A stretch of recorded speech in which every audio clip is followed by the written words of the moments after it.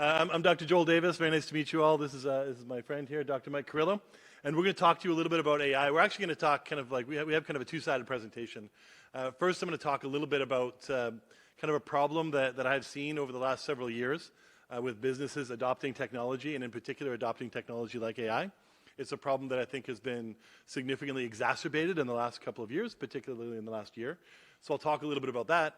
And then, I'll introduce very briefly what I think is a solution, and then Mike will actually show us one of those solutions, which I think is kind of a cool way to present the talk. So, I titled my half of this talk, or my part, I titled my part, Distraction and Solution, right? And what I mean by that is that AI today has become, or is, both of these things to business. It is both a distraction to business as usual, certainly, but it is also a solution to many of businesses' problems. But I don't think many businesses are doing the right things in order to capitalize on these solutions. What I mean by that is that, a lot of businesses, there's a lot of talk about AI. I'll talk about how much talk there actually is and what that looks like, but there's not a whole lot of action. Now, this is not a new phenomenon. This is not different. I spent 25 years working commercially in analytics and AI. The last 8 years I spent primarily helping companies adopt technology solutions like AI in their businesses. And this was, this was full employment for me, right? Having these technologies out there that people didn't use or couldn't use was always a great way to get paid. So I don't think this is a new problem. So today I'm going to talk a little bit about how companies are chasing AI and how chasing AI is leading these companies towards some sort of disappointment, right? We've all seen the Gartner graph, right? The Gartner graph that leads to the trough of disillusionment eventually, where we have this big hype cycle that comes in at the beginning, and everyone gets super excited about this technology, and then it doesn't do, what it was purported to do. It doesn't do what you thought it was going to do. And so we get a little bit disillusioned with that, and then we back out of that technology a little bit, or we certainly back off of using that technology a little bit, and we think that all is lost, right? And you enter another AI winter of disappointment with AI. This trend, I think, can be reversed by focusing on very small, narrow wins, not moonshots. The problem is that non-moonshots are boring, right? So if you don't have a moonshot, if you don't have a big project, no one wants to listen to it, right? No one wants to listen to, I've developed this AI solution, and it makes my supply chain for ratchets 1% better, right? 1% faster, 1% cheaper, right? But if you went to any board of directors and said, hey, I can raise your profits by 1%, by fixing your ratchet supply chain, all of them would say yes, right? But the board of directors won't fund that project. It's too small. It's not big enough. It's not bold enough, right? They want bold action in AI. They want us to do something really big. So they'll fund the really big project that is supposed to overhaul the entire supply chain from beginning to end. That costs $100 million and is going to, at some unknown fuzzy future, deliver us returns in the neighborhood of 10, 15, 20, 30%. That's what the AI consultants would have us believe, right? Unfortunately, that future never arrives. Those projects are never finished, or if they're ever finished, they're never implemented, and those returns are never gained, right? So instead of walking up the stairs one step at a time, many companies try to leap to the top of the stairs, and I think that's a problem. So, again, the problem is that non-moonshots are super boring, right? Like doing things really small is boring. The last AI project that I worked on in commerce was an AI project to categorize the different types of food that were on a menu.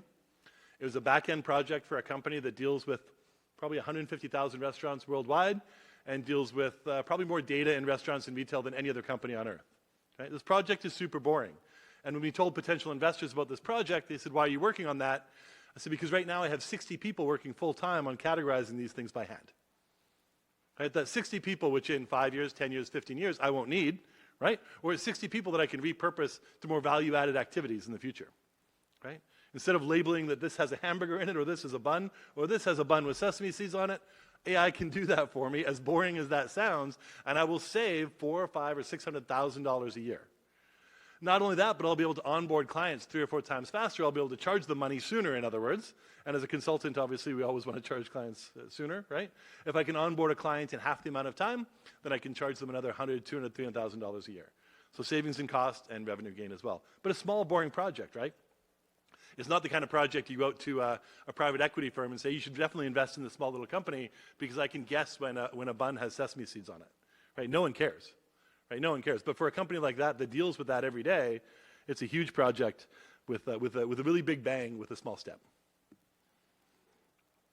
So that's what we'll talk about a little bit. So for most companies, the AI they actually need is pretty light on I, right? They don't need a whole lot of intelligence to be added into their systems. They do need some, but I think like I mentioned, the biggest benefit comes from climbing the staircase just one step at a time, or going up the ladder one rung at a time. So slowly improving your capability, finding those things in your company that are pain points. This is no different, by the way, than any other technological revolution that's happened, right? Where is it in your company that you feel pain right now? Where is it that AI can actually have an impact on that? How soon can it have an impact on that? And this is the question that I used to ask my clients: is this too big? Are you trying to bite off something that's really large? Are you trying to take a moonshot, right? What if you can improve your ordering and your inventory control, right? What if you can simulate, using digital twins, for example, what may happen to your retail supply chain if a freighter gets stuck in the Suez Canal, right? No one has ever done that, by the way, but that one impact on retail was billions of dollars, right? What if you had a supply chain that took that kind of risk into account? That's a very inexpensive system that a company can incorporate, but that has huge potential upside. Right? But it's not exciting, right? And it's not something that board of directors or CEOs like to talk about.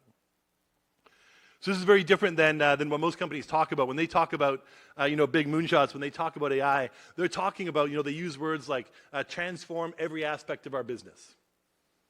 Right? I think the most famous example of this is Domino's Pizza, right? I mentioned this to my class earlier today, right?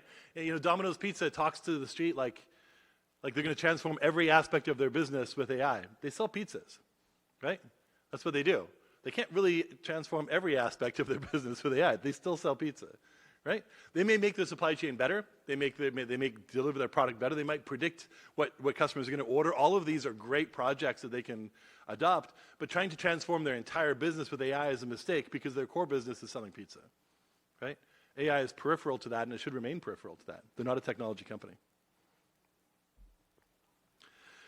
Through the last several years, it's been interesting to watch, and you can see, you might not be able to see the numbers on this chart here, but you can see how many times that CEOs or CFOs mentioned on Wall Street artificial intelligence.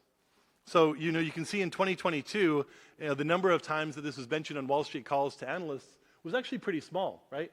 Around 1,100, 1,200. And by quarter two of this year, almost every single call that a CEO or a CFO had with a Wall Street analyst, like a quarterly call, almost every earnings call mentioned AI. And almost all of them mention, if you read those transcripts, or you read what the company's doing, big moonshots those companies are taking. Very few of them are like, we're transforming this really small part of our business by making these small investments in AI that will pay off in the future, right? This is what's going to lead to this trough of disillusionment in the future if these companies don't realize that the real benefit that AI generates for them is probably being generated in their company already. Like, people in their company are already using tools like ChatGPT and generative AI and generative art to create value in their companies, and they're ignoring that, looking for this big moonshot, and I think they're in for some disappointment. So is this a boom or a bubble? One thing I used to like to say all the time is that, the companies love to claim they have AI. If you claim you have AI, if you're one of these companies, 7,000 of them in the last quarter that claimed you're using AI, or you're going to build a really big AI solution, the value of your firm went up by several percent the very next day. So Wall Street loves to hear this. Wall Street loves to hear, yeah, we're going to invest in AI and we're going to build this new AI thing, and they pay you back for it, right? Wall Street absolutely pays you for that. But many of those companies have what I like to call an AI veneer, right? It's like, the fake teeth they stuck on top. Right? There's nothing really behind the scenes there. Those companies are in for a little bit of a shock in the future when both the analysts in Wall Street and their customers realize that there is nothing behind that, right? There's nothing behind all that talk about AI. And evaluating an AI company, this is something that I used to do as well professionally. Evaluating an AI company is not actually very hard, right? Because it's not different than how you'd evaluate any other company in the past. You can ask yourself, does this company have a real competitive advantage, right? Do they have a moat around them, for example, is a term that you often hear in business. Does the company have a moat? And I think in most cases, most AI companies do not, right? They talk about their product or their solution as if it's unique, but it's not unique. And so the competitive advantage to having that is not unique to them, right? Therefore, they should focus on their core business and making that core business better while using AI in an ancillary way, right? Do they have a technology advantage? Do they have a lead over other firms? When I think about this, I think about OpenAI and ChatGPT. They certainly don't have a moat. There's lots of generative AI out there right now. Do they have a technological lead? Maybe not. They certainly have a lead, though, in the hearts and minds of people who are using it. They're way in front of the other competitors in terms of people that understand that technology. And do they have a data advantage over other firms? And I think that one is a significant one that companies often overlook. Right? It's the very first thing that I always asked a company when they said, "I'd like to do AI." We said, "What kind of data do you have? What kind of data do you have access to? Is that data labeled data? Is that data something you can use or you have access to on an ongoing basis? And can you generate more of it? Like, can you generate? Because you don't have enough. Whatever they said they had, there's certainly never enough." So here I am at AI Days, and David's sitting over here, and he's like, "Joel, why are you being so pessimistic?" Well, I'm not being pessimistic. I'm actually really optimistic about AI, because I think there are companies who are going to take advantage of this opportunity to slowly climb those stairs and slowly climb those ladders, and those are the companies that are going to survive in the long term. Those are the companies that are really going to thrive with AI in the long term. I do think that AI is fundamentally going to change the way we work and the way the business operates, but I also believe that companies, especially really big companies, are too narrowly focused on big bang type projects. Most of the value is going to be found in these multiple small-scale, fast projects that you can turn around really quickly and really inexpensively. So what I want to do right now is I want to turn it over to Dr. Carrillo. He's going to give us an example of how you might do this in marketing. And I think this is actually a really interesting example. I'd be surprised if many large companies are not already doing some of this, at least, right? But these are the kind of projects that I think really big companies, all companies actually, need to really invest in, is this kind of a process that he's going to walk you through.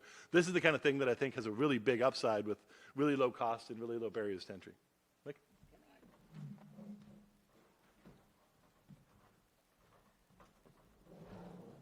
Hey, thanks, Dr. Joel. Can you guys hear me okay? Or I probably don't even need this. I usually project pretty loud. All right, so the thing that I'm going to talk about is amplifying your marketing with conversational AI magic. Having been in sales and marketing for 20 plus years prior to moving into the academic role, I can envision using this on a daily basis. There were so many large accounts that I went into that if I could have had access to a tool that would have given me some types of strategic insights or ways that I could have a conversation with something that seems fairly hyper-intelligent, would have been very beneficial to make those calls even that much more effective, and a way to probably guide my sales call and the objectives that I would have had. This came out of a conversations and then an evolution in cases that I was running in a marketing class. So I was running a marketing strategy class, and I thought, this would be very applicable to incorporate Chat GPT or any of the other conversational GPT types of AIs with the students to investigate and become a bit more familiar. As a matter of fact, I had some students when I lectured on the topic and they missed it, that they became irate. There's like a pent-up demand among the students to actually learn a bit more about how to use the tool and how to become a bit more effective with it. So these were just some of the things that I put together, this little word piece. But I think what's most important that jumps out to me, besides all these typical things associated with marketing, was this idea of ideation. So it's not unlike the presentation that we just heard in terms of creativity. And I think this is a powerful dimension to using this tool, are the diverse insights. It is I heard that term sandbox, but I think it's typically in the field of marketing, particularly where I'm going to head you down the path of a marketing plan, usually you're looking at a blank sheet of paper. And you're trying to come up with those, and you may have the elements that make up a marketing plan. So you need some place to go to get those insights initially delivered. It is very fast. It's as quick as your hands can type. And I'm going to get into a few tips in terms of prompting, becoming a prompt engineer yourself to become a little bit more effective and efficient with the tool. And then there are various ways that it can provide some type of integration. I love the mechanism for providing feedback on some of the summary information that I try to put together into my marketing plans. And then there is this type of confidential and interactive engagement that it's fairly secure from my understanding. So when I think about a marketing plan, and I'm going down a particular path because I'm going to run a quick simulation where Professor Joel and I start a brewery. And so I'll walk you through that process here in just a second. But if we're thinking about a marketing plan, these are the general elements of a marketing plan. Now, the types of marketing plans that can exist are numerous. There's so many variants from your annual one that might represent your entire portfolio. You might have a long-term vision of what your marketing may look like into the horizon 3 to 5 years. You might do something a bit more tactical. You may be doing a product launch. There may be an individual product that you represent as a product development manager. Whatever it is, there are so many variants of product of these marketing plans, and they all have a lot of similarity. It's just generally the scope of them that varies. So one of the things, I was just looking for what are the top 3 reasons that I could use ChatGPT for developing this marketing plan, and one of those would be probably efficiency and access to information rapidly. The next is, it is what I think of when I use this tool quite often. For those of you that are generative AI users out there, it's the dimensions and thinking that I normally didn't cover. I thought I had it pretty well thought through, and I didn't. I found some things that were missing. I actually take great joy in actually finding problems that or what's missing in a particular argument that I'm making, or an overview, or a strategic direction that the software helps me, or at least the algorithm helps me to find. Let's see. So let me just go on into the pieces in terms of prompting. In terms of coaching, what I noticed is that the greater the specificity that you provide into the AI, the better the answer is going to be provided, right? So you just don't ask a question like, give me a marketing plan. I think it'll give you garbage. What you really need to do is go very specifically into the elements, and each of those elements that I identified before has a lot of prerequisites. So, a matter of fact, I'm going to take you into a segmentation model in just a second, so that you'll be familiar with where I'm going. But you'll see that you have to get very granular and very detailed to get responses that are, at least viable to review. So yeah, single question focus, request detail. You can inquire about the sources. I think the key to the tool is this iterative approach. It allows you to continually, it's as though, again, it takes a lot of getting used to. Google doesn't work this way. Every time you interact with a normal search engine, it's as though you're putting in the query an individual time. In the GPT, it's a conversation. So it knows the context of your last few queries, and you can stay as though you're having a conversation with the system. Okay, so what I'm going to do now is actually go into this demonstration, and what I'll do is actually shrink this down and bring it up right next to me, a ChatGPT window. But just to set the game up of what we're doing, there's 2 AI guys that want to start a brewery. And you can see here, I preset the description that Dr. Joel and Mike, 2 business school professors from the University of Florida, the Gators, decided to start a microbrew with a small tap room based on a Munich-style lager in Gainesville, Florida. What are the 10 suggested names for our business? I mean, that's the way to at least have a fun stab at it. So let me just do that. Let me shrink this down.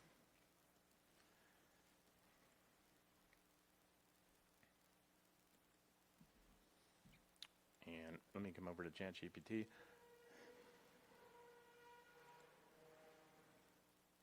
See if I can pull this off here.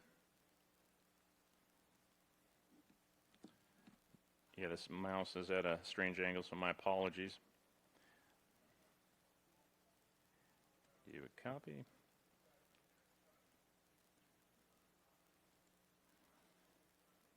All right, so I pasted essentially that little prompting into this, into ChatGPT, and we'll let it run.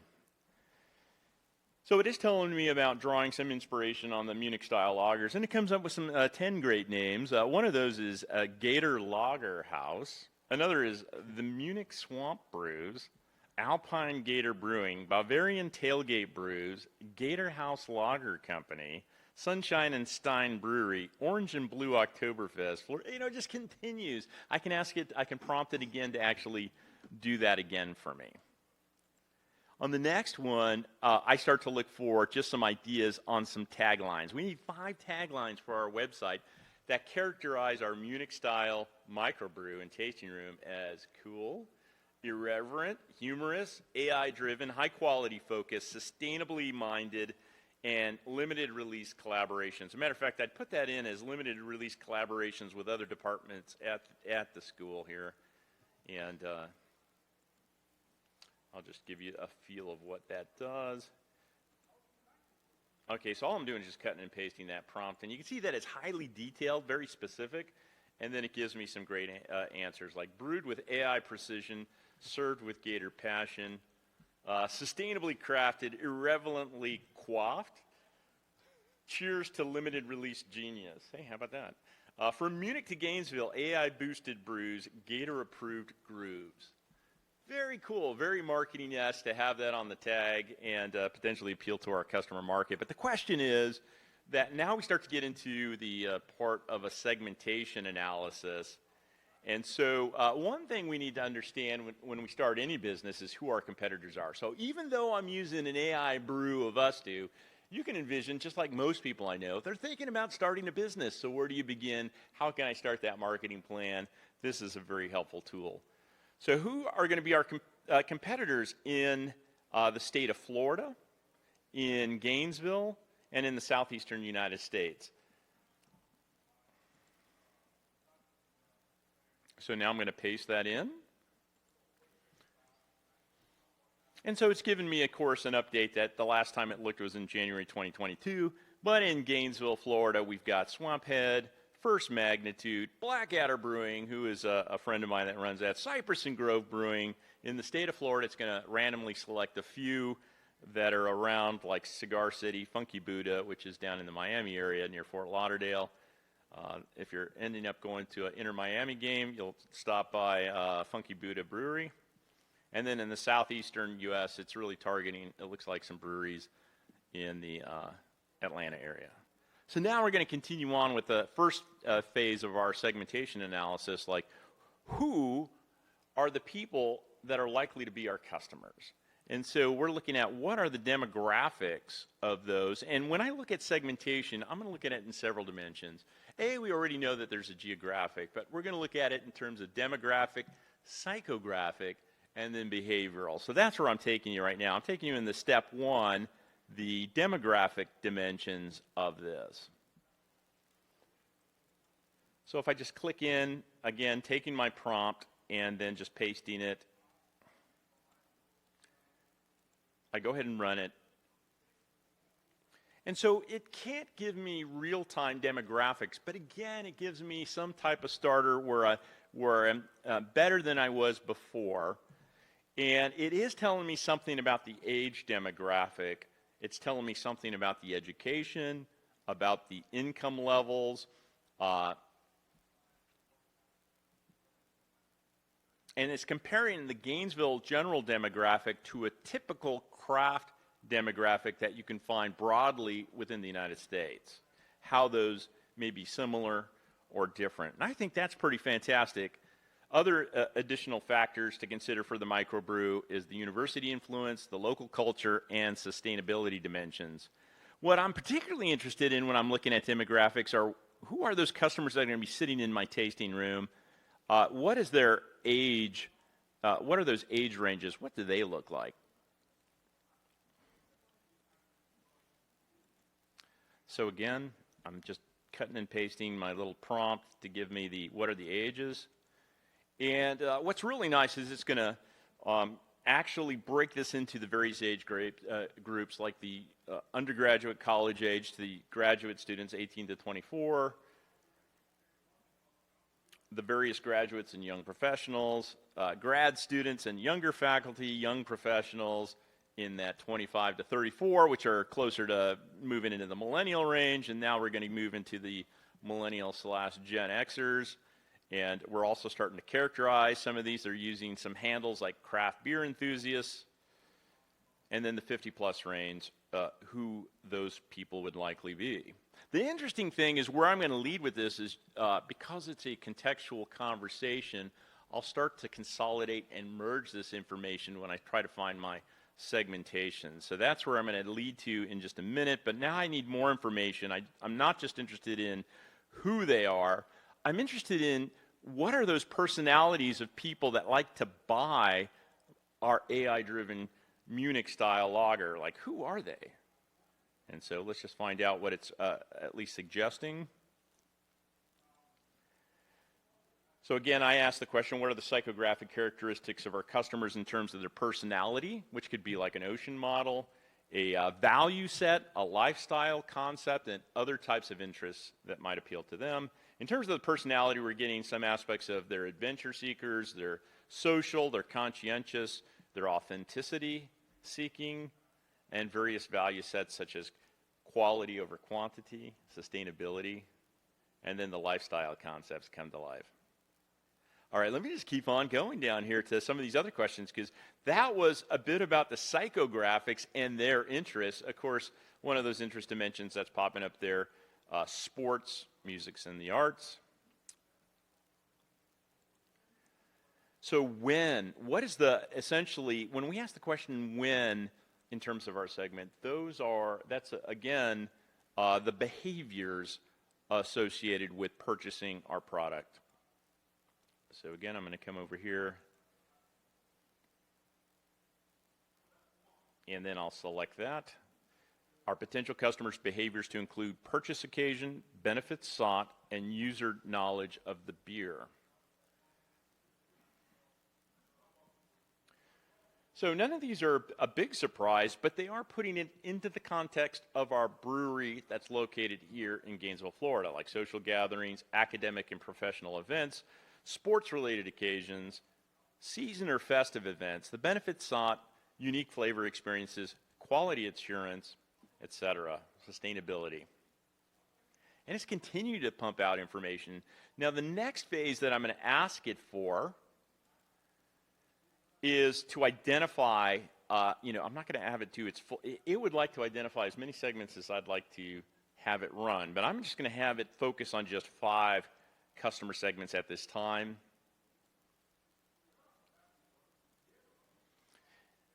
And it's going to look at the information. I'm asking it to look at this conversation that we've had, identify 5 customer segments given the demographic, behavioral, and psychographic characteristics that essentially we were working on just before.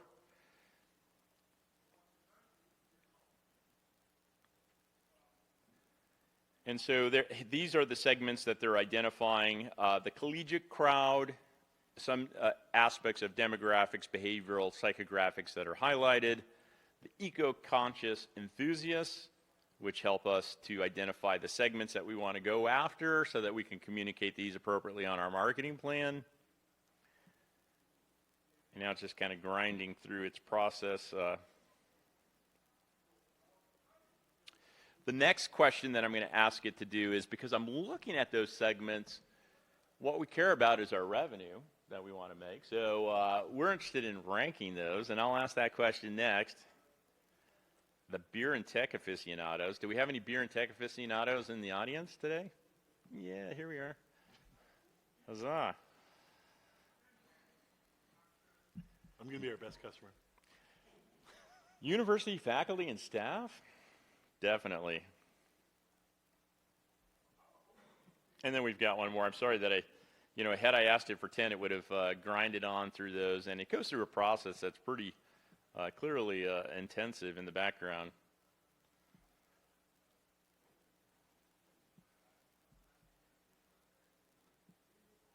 All right, and then the next question I'm going to ask it is to rank these.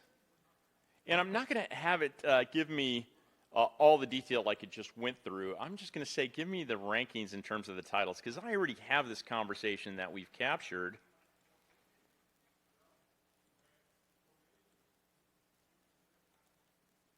And so all I'm just saying is rank these segments from the best targets to focus on in the Gainesville market, and it's just telling me, and it's giving me the supporting rationale of why it believes that this is the primary target that we should focus our efforts.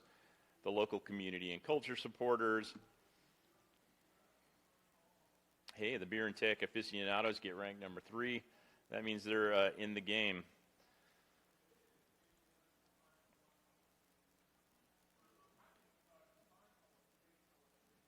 So really what was happening here, I don't know if you realized it, but I was asking the system for 3 different components, and something that's very difficult from a marketing perspective to do is when I'm looking at my geographic, my demographic, my psychographic, and behavioral, to merge those together. And usually it takes a lot of marketing sessions in which a marketing team is sitting around and coming up with the categories of those various segments. And one of the things that we're trying to achieve, at least with those, is to create something as simple as a GE matrix. So here, I'll just put this back on the regular screen.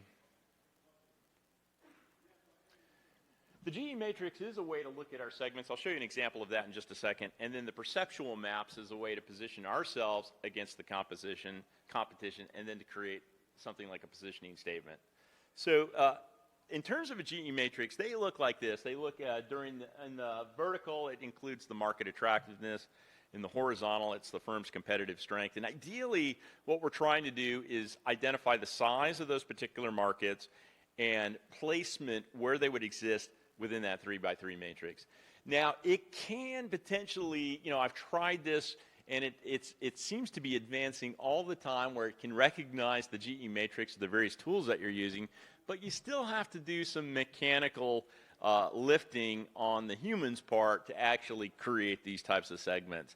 But it can get you there to identifying the segments and the relative size. And if you have additional things in terms of feedback, in terms of market attractiveness, it can help you in terms of scaling. The next piece is usually when we're doing something like a positioning map or perceptual map. Now, the key thing with a perceptual map, it's again a marketing instrument that allows a team to look at our company relative to the competition. And where this tool helps is identifying what are those axes that we should be looking at. You can create with a perceptual map, dozens of these things. And one of these that I'm looking at right now is whether or not it goes from left to right, low-tech innovation to high-tech innovation. If it's a high-tech, and there's a lot of use, in our case, we're interpreting that as a high use of technologies and AIs. We could probably figure out where we could use the AIs in terms of some very traditional Munich-style loggers that were created in the 1700s, maybe the 1800s. I mean, we could do a whole time-age series on these. And so where you'll see is, in terms of our high-tech innovation, Gatorbrow Brewing Company. And you'll notice, too, that I've changed the, I did take some liberties. Instead of it just being a gator with a G-A-T-O-R, I just did the G, like a gate, G-A-I-T-O-R, brow. And I even asked ChatGPT about that, and it thought it was fine, but it told me that you better be using AI if you're going to go that direction. So you need to be authentic if you've got the AI in the handle. So I thought that was pretty cute. And then I rated our competition relative to, of course, we're going to be a very high price point. We're a super premium lager, so there you have it.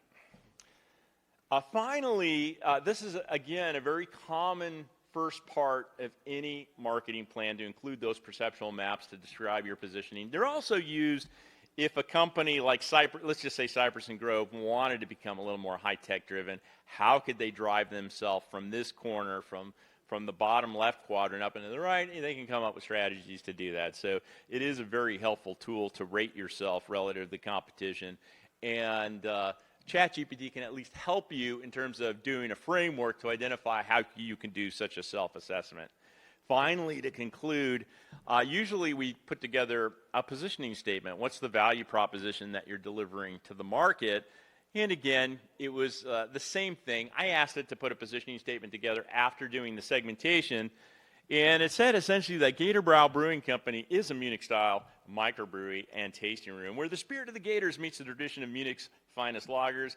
As the pioneers of AI-driven brewing, we blend irreverence and high-quality craftsmanship to craft limited-release beers that make every sip an unforgettable experience. So I think this was this tool, again, amazed me. I've been able to actually put these positioning statements into templates, so you don't have to be fixated on the format that you have. You can actually drive it into a direction that you would like it to be in. So I think that essentially concludes our like a small demonstration of using it from a marketing perspective. I think one of the things is this on? I think it is, right? I think one of the things that's really interesting, and when Dr. Carrillo first showed me this use of this in marketing, I'm not a marketing guy myself. That's not my background, but I think it's really fascinating that you can use AI today to start from essentially a blank piece of paper, which is what he did 30 minutes ago and build out essentially an almost complete marketing plan in less than an hour. Now, I think there's plenty of criticism that you could point at in terms of some of the bullet points that ChatGPT came up with. There's lots of good questions that a marketing team could ask, but they're no longer starting from nothing, right? Mm-hmm. And if I was still an executive in practice and my teams weren't using tools like this to get started, I would ask them why, right? Don't come to me with this idea to go spend 30, 40, 50 million dollars on a brand new AI solution until you've started with this, until you've started with the things that you already have in front of you, right? Adopt these technologies across your entire organization. I recently met with the Florida Public Relations Council at one of their conventions, and I asked the room, how many people here are using ChatGPT to write content for public relations? And the only about 10% of the room was willing to admit that they were doing that, right? I'm sure a higher number was actually using that. And my comment back to them was, if I can write copy that's as good as a junior public relations person, and I demonstrated it to them in that room, right? If I can write content that's as good as a junior public relations person, then shouldn't you be using this tool to pump out that content and then use your skills, your knowledge, your domain expertise to make it much better, right? Don't spend the first hour grinding out from that blank page. Spend that next hour making that content significantly better, doing what you know how to do better than anyone else, right? I think what Mike demonstrated is a really interesting example of what you can do in marketing, and I think across every business domain there's probably an equivalent example. Do we have any questions? I'll take answers too. Yeah. Yeah. Okay, great. I see one here.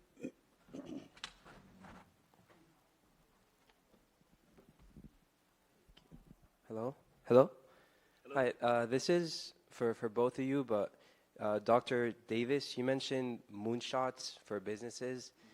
And as a blockchain enthusiast, I also realized that moonshots were a case in blockchain, which led to a lot of downfalls of huge corporations. And I wanted to know, how would you sell an AI predictive model that maybe isn't such high profit and low cost, but more consistent over time? Because my apologies, but predictive models are still growing in this day and age. And I want to know how you would address that to a corporation. Yeah, that's a great question. And I think a lot of that depends on the firm. I think if you ask me how I would sell that, I was very fortunate. The firm that I worked with, we had a very strong belief system that that we would always tell the truth and we would lead with the data, right? Even if it cost us business. So it was truth in numbers, trust in people was our motto, right? And I carry that with me today. I still believe in that motto very, very strongly. And so I think what happens in business sometimes is people get a little bit out in front of themselves and start overselling and overpromising what that predictive model can do.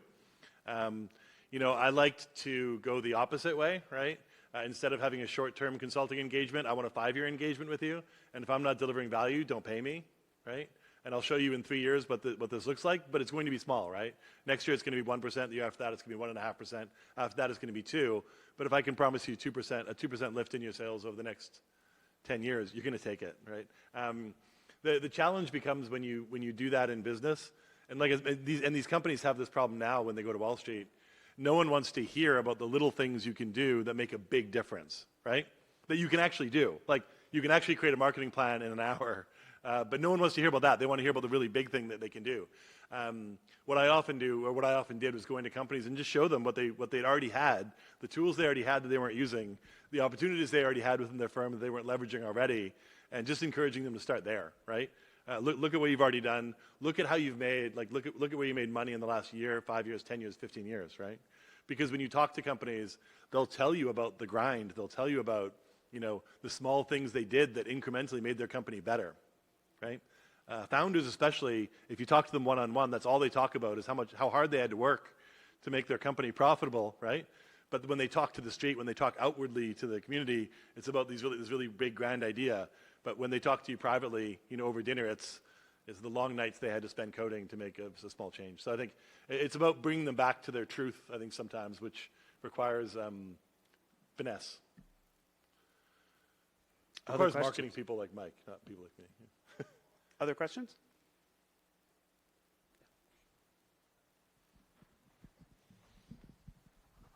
Hello, professors. Thank you for the lecture. This question is specifically for Dr. Carrillo. Yeah, you're one of my ex-students, right? Yeah. Hey. So the question specifically was creating marketing plans using any GPT platform. Isn't there a concern that basically all marketing plans are going to basically funnel into the same exact output, more or less? I mean, I understand that the prompts guide where the answers are, but there's a concern, at least in the marketing idea, that it kind of limits creativity. It's more or less still pulling from the same pool. Even with the variations of the prompts, you might end up with like 10 different marketing plans and 10 different market segments, and you're not variating, or there's not enough variation in that. Is that something that you can consider?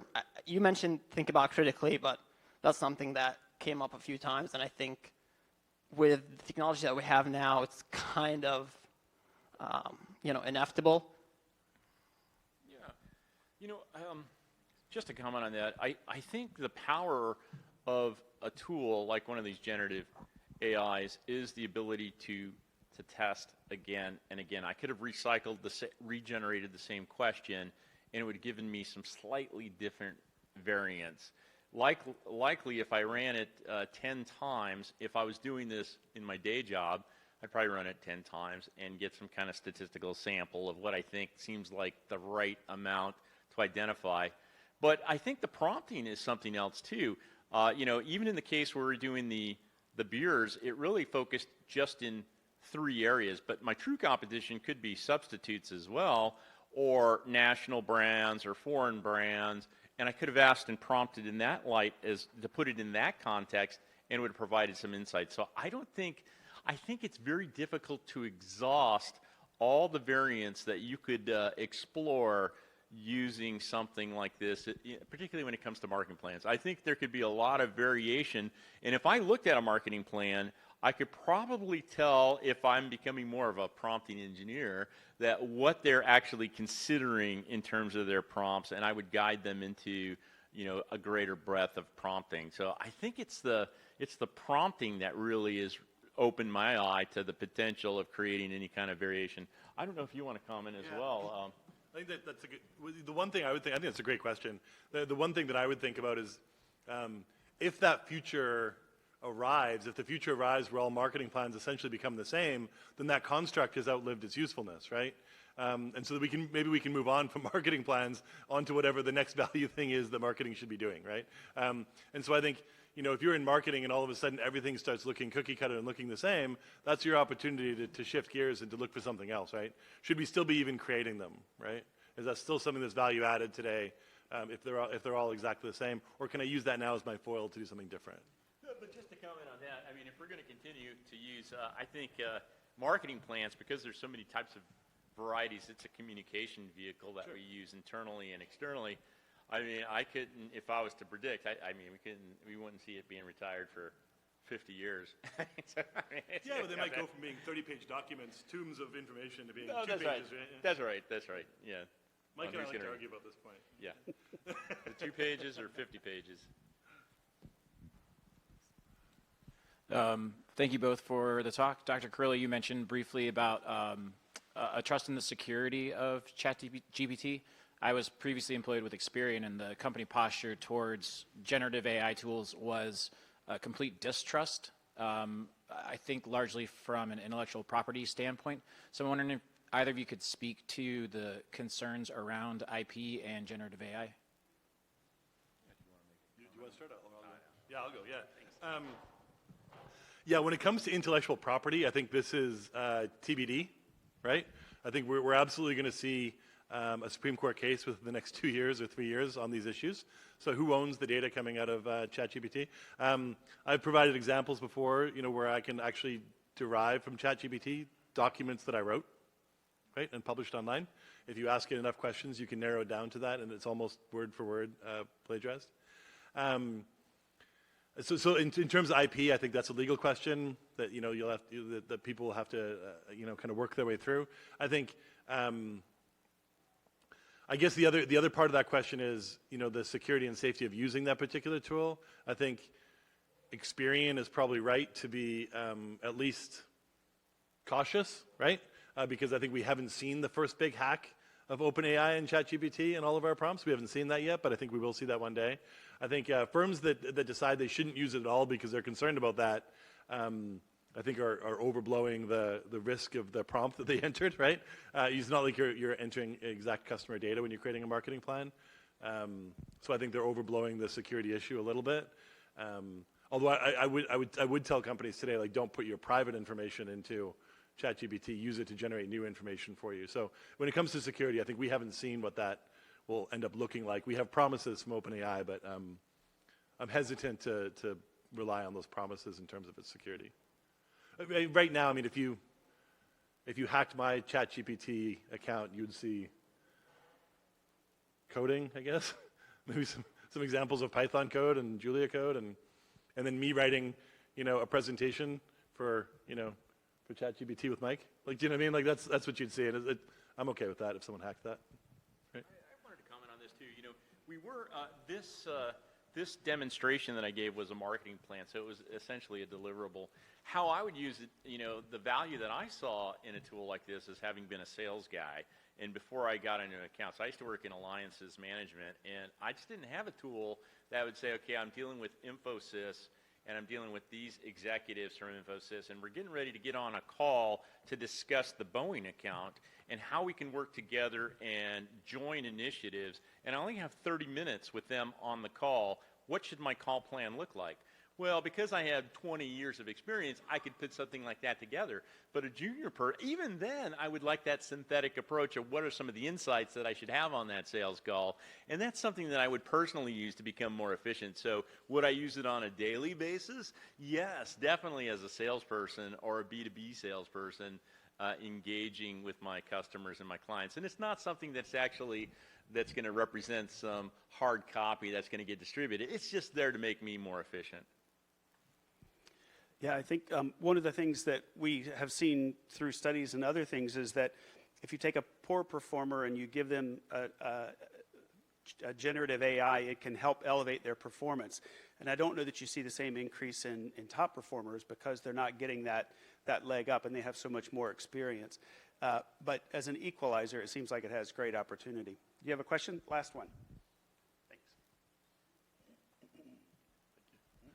Okay, so the question is, first of all, thank you for the information. And the question is for Dr. Carrillo. You mentioned about the prompt engineering part, and I had the opportunity to participate in this weekend's hackathon. And we based a lot of the project on the prompt engineering part, because I realized that it's a very important, powerful tool, but the day-to-day people do not know how to enter prompts or how to leverage the bot sometimes to get the ideas that they want or the information that they want out of it. And at times, I even caught myself using ChatGPT to generate the prompts that I wanted to generate, so like a rabbit hole. And I just wanted to ask you, do you see like a full-fledged career being generated out of this? And do you see this like becoming per se like another rabbit hole, as you can just go layers of just asking to fine-tune the next prompt that you're going to ask? Yeah, I don't have evidence-based information, but I do have anecdotal insights from other types of folks that are affiliated with marketing, that their expectation that students should be very comfortable with prompting. When I chat with folks that are unfamiliar with it, if you're not familiar with generative AI, and I said, hey, start having a conversation so that you can become more effective, they'll look at you dumbfounded. I get that question like, hey, even brilliant professors will ask the question, hey, can you spend some time with me and show me how to use this tool effectively? I think what they're asking is they don't really understand this whole conversational and the approach to prompting. So there's probably something in a curriculum around prompting techniques and getting familiar with it. In terms of a future career of like prompting engineers, I don't know. I mean, I just hear, yeah, I'll let you talk to that. So I think that's a total dead end. And it's a dead end because of what you just did this weekend, right? If there's tools, and asking ChatGPT to create better prompts for you, there's already tools right now that help you write them better, and within a year or two, those tools will write them better than you ever will. But that doesn't mean I think it's not useful to learn how to do this very well, because I think learning how these machines work and how they generate this information, like learning much more deeply about how they actually work and how they generate it, will help you in the future use these tools better, right? So I don't think that your title might be prompt engineer. I think it might be marketing manager, right? But a marketing manager that has that skill set, I think, is in a superpower position in the marketplace compared to someone that doesn't, right? So I wouldn't jump down a rabbit hole and be that narrow. I would focus on whatever your domain expertise is and layer this technology on top. That's great. That's our UF strategy. Thank you so much. Thank you. Let's get a big hand for Joel and Mike. I appreciate them. So we'll be